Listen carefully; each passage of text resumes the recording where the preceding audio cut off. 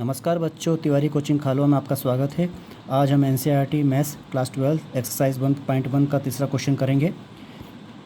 जांच कीजिए कि क्या समुच्चय 1, 2, 3, 4, 5, 6 में संबंध आर इस प्रकार से a b such that b is equals to a+1 द्वारा परिभाषित संबंध स्वतुल्य, सममित या संक्रामक है। हमें जाँच करनी है कि ये संबंध स्वतुल्य है या सममित है या संक्रामक है, रिफ्लेक्सिव है, सिमेट्रिक है या ट्रांजिटिव है।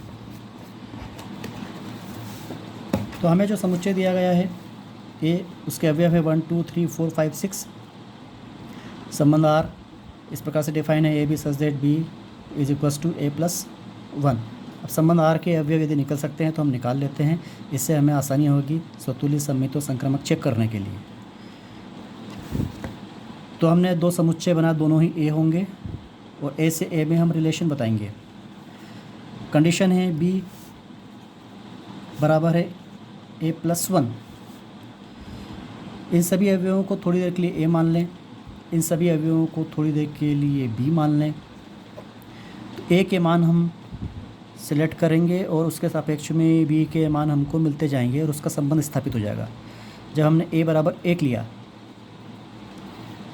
तो b का मान 2 आ गया, तो 1 का संबंध 2 से हो गया। जब हमने a बराबर 1 लिया तो b 2 आ गया, तो 1, 2 ये संबंध r के पहले अवयव हो गए। जब हमने a बराबर 2 लिया तो b का मान 2 + 1 3 आ गया, तो 2 का संबंध 3 से हो गया। तो अवयव क्या होगा, a बराबर जब 2 लिया तो b बराबर 3 आ गया, तो संबंध r के अवयव 2 और 3 हो गए। a बराबर जब हमने 3 लिया तो b का मान 4 आ गया, तो 3 और 4 संबंध के अवयव हो गए। a बराबर जब 4 लिया तो b का मान 5 आ गया, तो 4 और 5 संबंध के अवयव हो गए। a बराबर 5 लिया तो b बराबर 6 हो गया, तो 5 और 6 भी आ गया। अब जब हमने a बराबर 6 लिया तो इस समीकरण से b का मान 6 धन 1 7 आता है, जो कि समुच्चय में मान है ही नहीं। इसलिए हम a के इस मान को नहीं लेंगे जिसमें b का मान 7 आ रहा हो। a और b दोनों के मान इस समुच्चय a में से ही होना चाहिए। तो ये हमारे संबंध r के अवयव हो गए 1, 2, 2, 3, 3, 4, 4, 5 और 5, 6।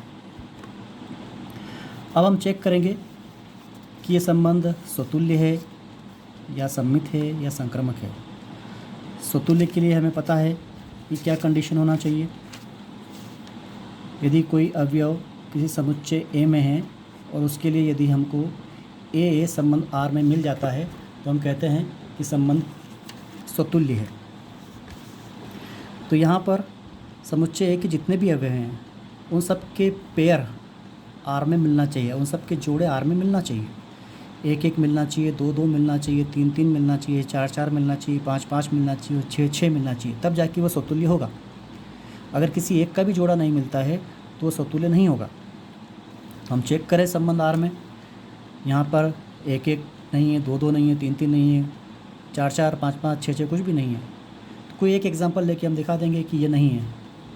तो एक जो कि समुच्चय A का अवयव है उसके लिए 1 और 1 R में नहीं मिलता, अतः संबंध स्वतुल्य नहीं है। अब हम बात करें सममित होने के लिए। सममित होने के लिए हमें पता है क्या कंडीशन है कि a और b यदि समुच्चय A के अवयव हों और यदि हमको ये दिया गया हो कि a b संबंध R में है तो उसकी मिरर इमेज b a भी R में मिलना चाहिए।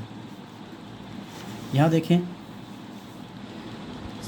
1, 2 R में है तो उसकी मिरर इमेज क्या 2, 1 R में है क्या?